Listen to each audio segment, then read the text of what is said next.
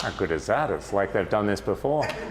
Thank you very much for joining us for another UTS Startups Confessions and for being such a wonderful audience. It's not often that you get to talk to people who have helped deploy $2 billion in support of worthwhile causes from tech companies all around the world. How many companies around the world?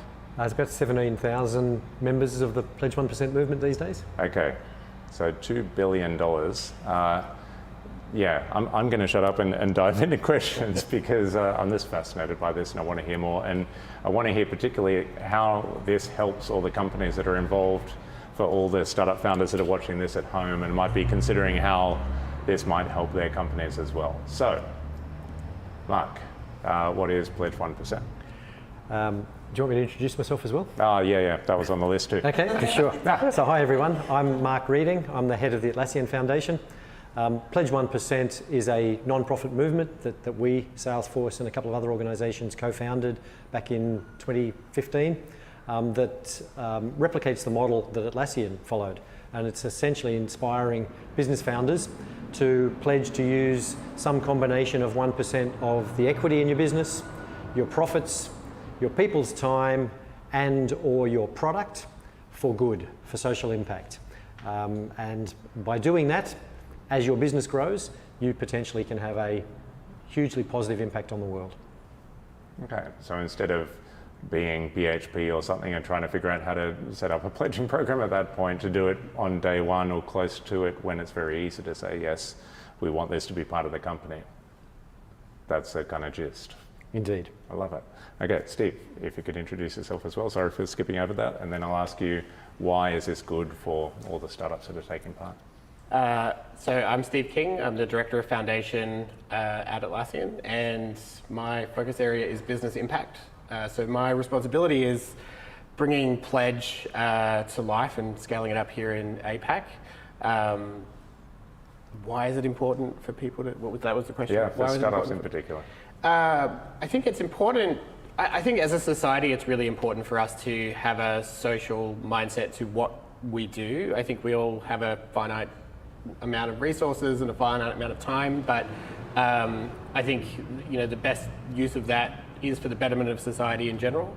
So I just personally think that that's the best way to go forward with it. But it's really important for startups because at the earliest stage of company formation, like Mark pointed out, that aligning with something like Pledge means that you're committing early and you're building it into the culture, into the way of working of the company. And it becomes a lot easier to scale that up as the company grows. And it becomes an important part of the company itself rather than just having BHP try and commit 1% of their total revenue. Yeah. I've heard both Scott Farquhar and Mike Cannon-Brooks, Atlassian's two co-founders, say at different times it was one of the best decisions they ever made. I mean, Scott and Mike pledged to use 1% of the resources of Atlassian when I think Atlassian was only like 2-3 years old. They just had the inspiration and said, we're going to do this. We don't know exactly how we're going to do it. We don't know exactly what we're going to do. We just know it's the right thing to do. We're going to use 1% of our resources for good. That decision I refer to as the foundation of the foundation of the Atlassian Foundation. But they refer to it as one of the best decisions they've ever taken. The foundation itself is doing amazing stuff in the world. I'm lucky enough to lead the team that is doing that.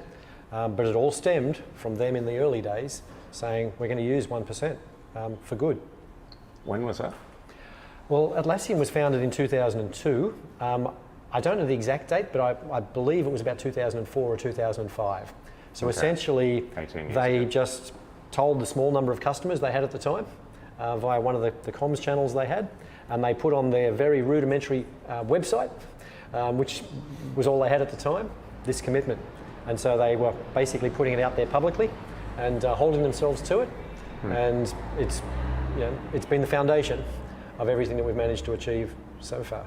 Got it. Okay, so for all the startup founders in the audience to think yourself in 18 years' time, watching a video in the Bahamas of people that are now running a foundation that you are responsible for deploying billions of dollars in support of all these worthwhile causes, that feels kind of nice. Yeah, I think a lot of people would resonate with that. Yeah, I mean, most people are very proud of the businesses they create, but imagine if you can be proud not only of the business, but also of the impact that you've had on the world over and above, the positive impact of your own business. So I'm sure you get asked this a lot, but why 1%? Do you want to? 1% doesn't sound like a lot, but it actually is. If Atlassian committed 10% early, that would have been an insane number that likely would have been whittled down over time through investment rounds, through very logical arguments of board members thinking we're giving 10% of our time away. 1% is really achievable, but it has a substantial impact still. So 1% of employee time in a full-time environment is 2.5 days a year. We actually do we actually do 5 days, which means we're doing 2%, but we do that because it adds more value. So 1% is really a minimum in that sense. It's definitely an ideal bottom. Yeah, I mean, but it's a good guide, and I think from a establishing your pattern perspective, I think having 1% is just really achievable and it's really impactful, and you can start to see that straight away. Yeah, and it's a spectrum. You've got businesses that aren't doing anything at one extreme end of the spectrum, and you've got social enterprises that are using 100% of their profits for impact at the other end of the spectrum. It's a meaningful, important first step. Frankly, the more that you can build social impact into the DNA of your business at whatever level is right for you, the better the world is. 1% is a nice, simple concept. It doesn't feel like a great deal, but it can become a great deal, as we know from our own experience.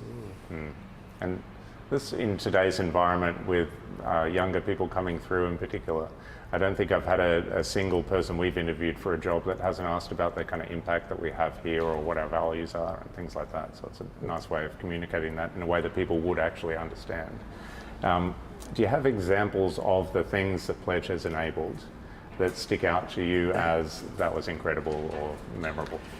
The thing about the Pledge 1% movement is it doesn't impose any restrictions on how you bring your pledge to life in your own particular context.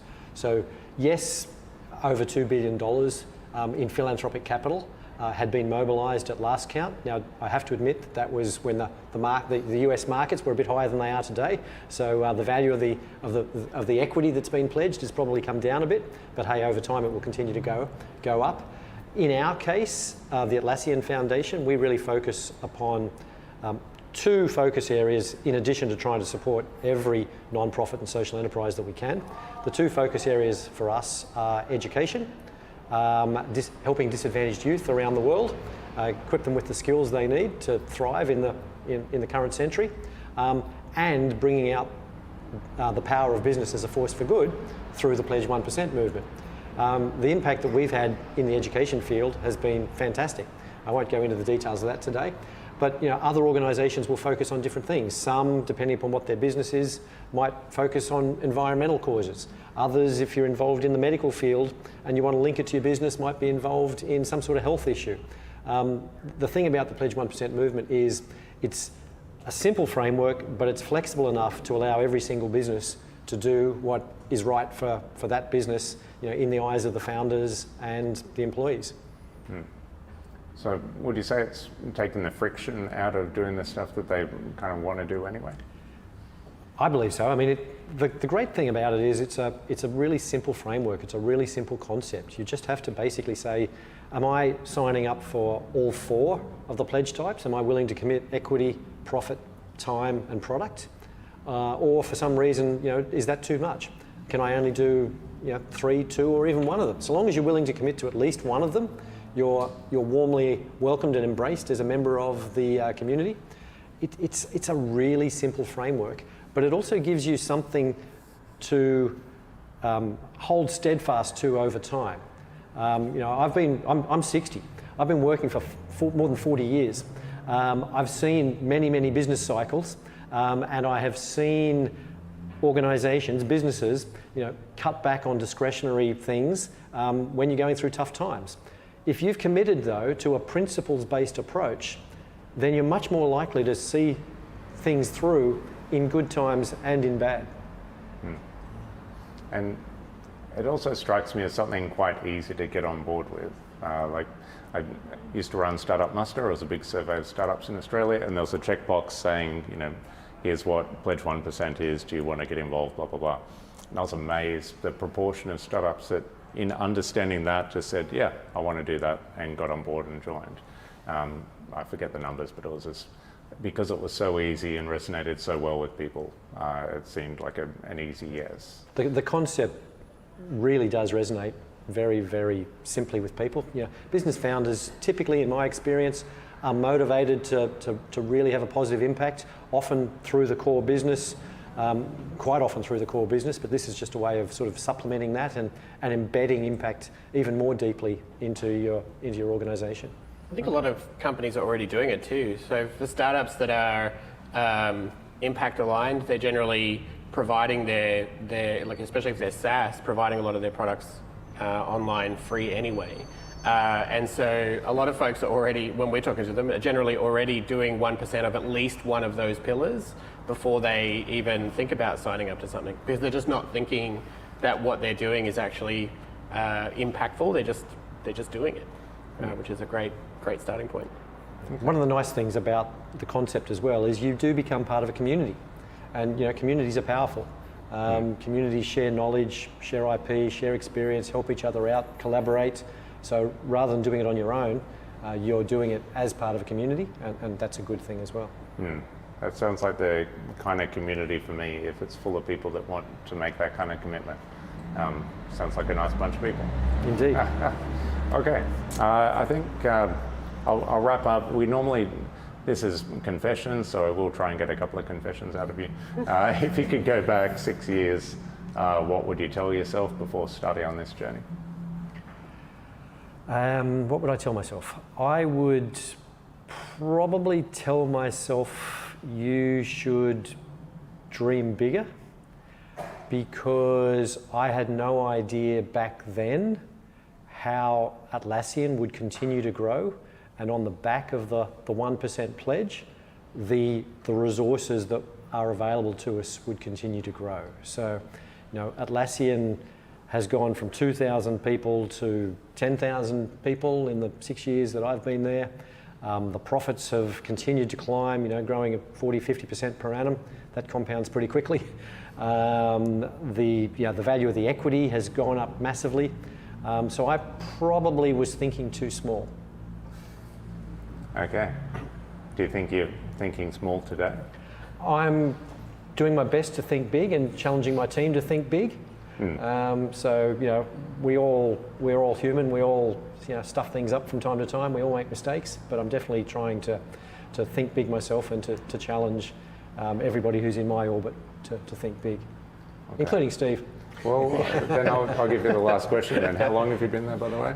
Well, I've been in this job for 2 months. Okay. But Steve's been at Atlassian for quite a while. Yeah, I've been around Atlassian since 2015. So I think seeing the company scale through pre-IPO, through IPO, through the last 5 years of really rapid growth, I've seen a lot of the startup community grow around it.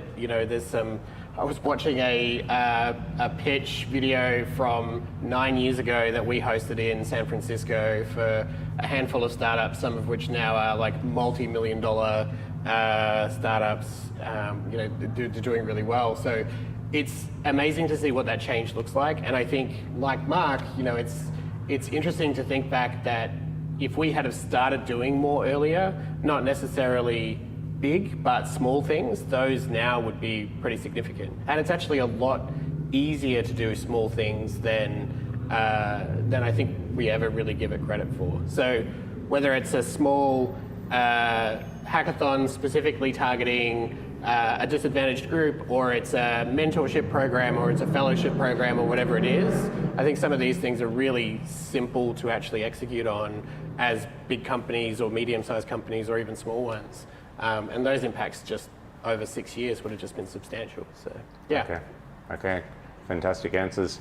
I will throw to questions from the audience in a second, and I'll ask my last question to you, Steve. what are you looking forward to from Pledge in 5-10 years? What is that going to look like that everyone can get excited about?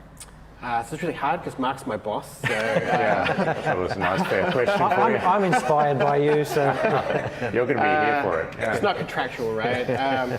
So I think for me, really want to see the culture of philanthropy across the startup community grow and be something that we actually export from Australia. We, it hasn't been said in a long time, but it's worth recognizing that Atlassian in Australia was an underdog in a sense because there wasn't a big tech community here.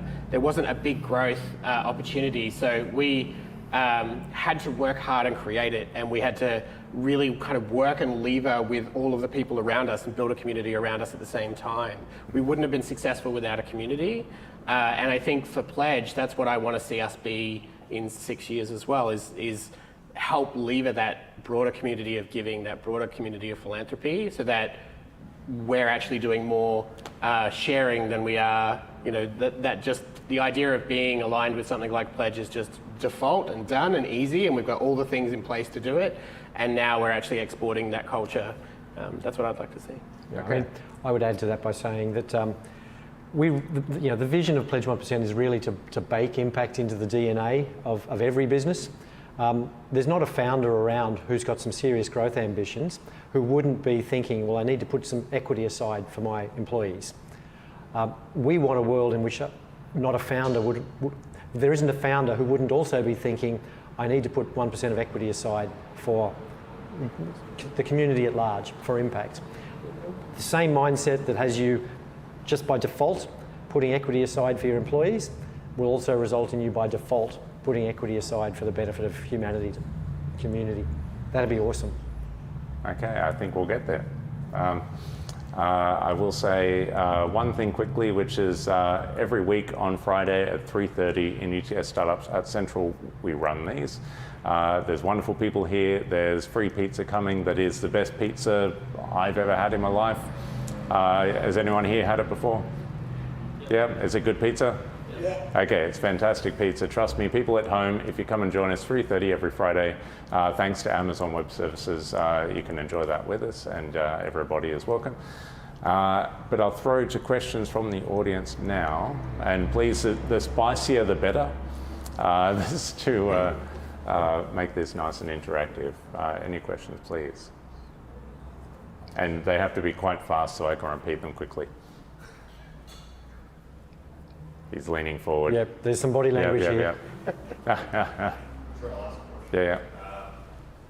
So with startups early on that don't have revenue yet, you anticipate that usually they'll be contributing equity since they don't have revenue? Okay, so the question was, for startups that are early on with no revenue, would they contribute equity or something else? Basically, when you take the pledge, you're just pledging to do something in the future. So it's easier to pledge early than it is late because the less you've got today, the less you're actually committing. So if you pledge equity, profit, time, and product, and your equity is worthless, that's fine. You've pledged 1% of something worth nothing. Hopefully that'll grow to something worth quite a lot over time. If you've got no revenue, you've certainly got no profit, so you're pledging 1% of nothing today in terms of profit. But as the business scales, so too will the profit. So you're effectively making a commitment, a public commitment, because you're doing it via the Pledge 1% website, to apply whatever it is you're pledging, equity, profit, time, and or product. And as those things grow and become valuable, then your pledge has more and more substance to it. Yeah, I'd say it's also, it's better to think about it in terms of what you're going to do next as well, because if you're thinking about 1%, how you would give away 1% of whatever it is you make, you're thinking about that in terms of, well, if you've got, you're starting to implement a billing system, or you started implementing your accounting, or if you're just going to look at the end of the year, chances are if you get all the way to the end of whatever it is and you end up with your revenue for the year, your 1% then has to be kind of calculated from that, and you have to think about it backwards. So if you're thinking about it forward, you build it into what you actually do, then it becomes really easy. And Pledge has a lot of community around how to think about that and participate in that so that you can be ready for it. And the mere fact that you publicly pledge is something that you share with all your employees. I mean, you may not have any. You may just be a single founder or two co-founders.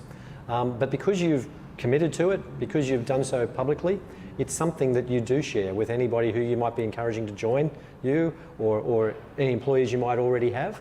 And I can tell you, people find it inspiring. You know, I want to work for an organisation that's got values similar to my own, that's having the biggest positive impact in the world. I'm not unique. We're all like that. And so, you know, making the commitment and talking about it is a great thing to do.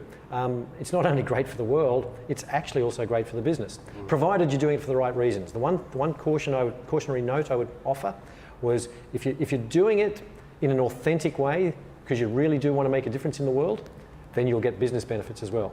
But if you're doing it in an inauthentic way, because it's primarily for the business, then the bullshit detector that we've all got will kick in, and you'll probably have the opposite effect. Okay, noted. And I will say, I see it on so many pitch decks as well, of people that's calling out, you know, part of Pledge 1%. It seems to be something people want to put out there as well. Yeah, it sends a powerful signal about what you stand for and who you are and the sort of people that you want to have in your team. Definitely.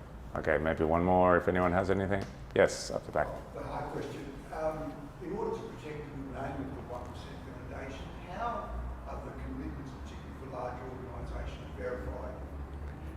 So how do you verify the commitments in order to maintain the integrity of Pledge 1%? Yeah. We made the conscious choice to not try and verify. The Pledge 1% movement is all about inspiring, educating and empowering. I haven't seen a single instance of a founder who has pledged without 100% intention to follow through. And obviously those companies that grow in scale tend to become more well known, and people tend to know, you know, what they're doing to bring their pledges to life. Pledge 1% itself is a US-based non-profit. It's global in its endeavours and its ambition, but it's actually headquartered out of the USA. There are many large US listed companies these days whose founders pledged when they were in the early days. There's not a single one that hasn't followed through. Pledge 1% is pretty lean. The resources that do exist within the core team, we think are better directed to inspiring, educating and empowering than to verifying. I think that any founder who pledged and didn't follow through but tried to claim that they were would probably be found out and would probably regret that decision. There's a lot of visibility to it as well. We opened the NASDAQ on Tuesday. We rang the opening bell. So we had a lot of the pledge companies come. There's a lot of visibility to what we do and what we intend. And, you know, to reinforce what Mark said, we'd much rather use what very limited resources we have to help pragmatically with implementing a lot of the Pledge 1% initiatives and allow and enable founders to actually start to execute on it and focus it from that direction. I love that you can pledge 1% and it doesn't require enforcement, but like I pledge 50% of income tax and that requires enforcement. It seems like if it's going to a good cause. Anyway, I'll stop that. You had a question? Is it like possible to pledge for European companies? Is it possible for companies overseas to pledge? Absolutely, European yes. So Pledge is a global movement. There are 17,000 members globally. The majority of them are actually in the US. About 10% of them are here in Australia. India is similar size to Australia. It's not as strong in Europe, but there are definitely members in Europe, and you can pledge irrespective of where you're based. Yeah. I reckon Australia can win in terms of proportion of companies pledging. I like our chances. One more. It's interesting that UTS and people like yourself sort of team up, because I, 8 years ago, joined UTS Helps. And John Hardigan was the registrar at the time, and someone asked him once, well, John, what do you think of it all? And he said, it's the best 2 hours of my week. So when you get involved in an organisation, it becomes quite a big part of what you do. And it's something that you look forward to, and, you know, it makes you feel good at the end of the day. So, yeah. Indeed. We all thrive when we believe that what we're doing is meaningful and purposeful and enhancing others' lives. And so that's part of the reason why there are business benefits, because the team members, the employees, the founders actually get to spend some of their time consciously trying to make the world a better place in whatever area they focus upon. And that's uplifting and energizing and helps to contribute to happiness. So yeah, I'm not surprised that that's been your experience and was John's experience. Okay, what a beautiful end to the week. Okay, I can't say no. One more. Thank you for your presentation. With climate change and increasing numbers of extreme weather events and people feeling compassion fatigue, do you think that this is going to be a challenge for you? So is there compassion fatigue that you're seeing? I don't think so. I mean, I certainly do believe that the world's becoming a more complex place and there are more and more challenges, and yes, some of them are climate related, as you mentioned. Many of them are driven by increasing inequality in the world. But as the need grows, I've not seen any real evidence of any sort of backlash or any sort of fatigue. The experience that I've had is that people want to make a difference, and they believe there's a greater need now than there has ever been. I think also people get more aligned with their purpose. So their passions and their compassion becomes part of what they're doing, and they can see that in immediate ongoing terms. So that reward, that recharging that they get from actually satisfying the work is definitely something that I think contributes people back. And with Pledge, and climate is a really good example, people can actually start to align with groups like Climate Salad, for example, and look at how they align in a community around other people doing climate impact. And I think those types of networks and those types of collaboration then really amplifies the impact that they're trying to have and really satisfies that. So I think people are, well, I mean, I'm not going to generalize. I think a lot of people that I've seen are more aligned around purpose and getting more value out of what they contribute. And Pledge has definitely got a lot of members that are doing things in that space as well.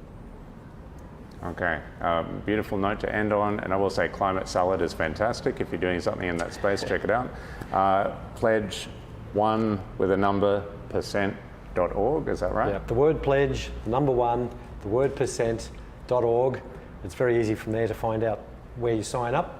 And so long as you're a CEO or a founder, you're able to commit on behalf of your organisation, and you're then very warmly embraced as part of the community. Beautiful. Okay, please join me in thanking Mark and Steve.